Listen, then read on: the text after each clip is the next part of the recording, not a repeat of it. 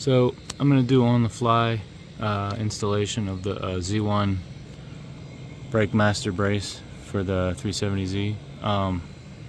So first, what you got to do is down in here under the Brake Master cylinder, there is a couple of plastic caps that you have to remove. See those? 1, 2, 3, 4. You just have to remove those plastic caps because those are the threaded holes you're going to use. We got all 4 of the caps out. Pro tip, shove a rag down there. That way anything you drop just drops into the rag and you don't lose it underneath the brake booster. There are the caps on out. So now we're going to put the bolt into it first so we don't have to do it after we've already put it in. And we're going to get our screws, which are right here. The threaded holes you're going to use is the first one, the second one, and the last one, I believe, out of the 4. But this is how I did the 4th. So I did the furthest one first. You can see I taped the bolt to the tool so that it wouldn't drop off. This is like a snake,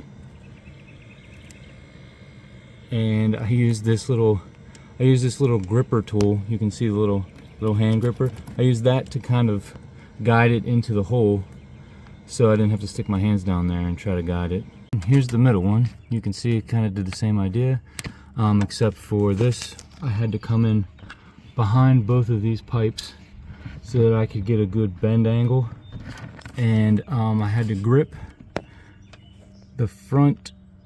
You can see I had to grip right on the tool, right behind the screw, to get enough to get an angle to be able to bend it enough to get in there. And you can see I just gotta finish, focus up, I just gotta finish threading it in. But that's the middle one, and then we'll move on to the one right there, the close one. Here you can see with the blue tape, that is the closest one. We got that one in the same way, gripping the head with this grippy tool and then sliding in behind all this stuff with the snake.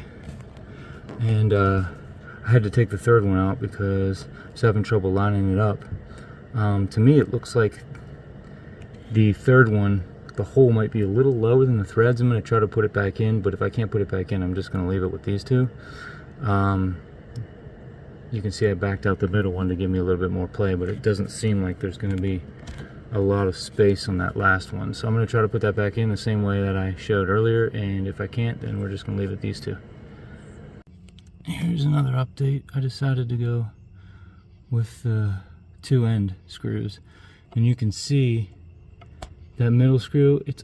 I would say before you put that on, notch it out a little bit. I think the top of the hole, if you notch it out a little bit, you'll be able to get this one in. But I got the first and third one in. I've been using this on the other two, and then all you have to do is turn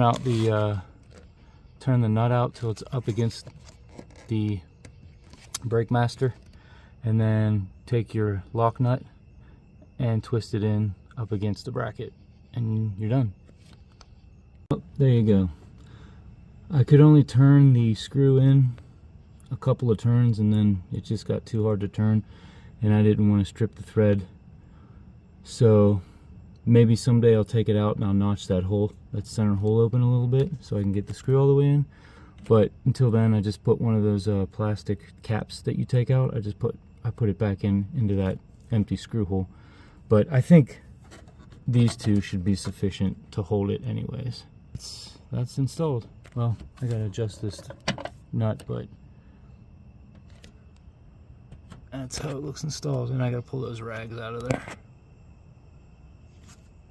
Final tip, your best bet into tightening these, the jam nut and the nut, is a 19-inch crow's foot. It's like the only thing I could find that would fit on there.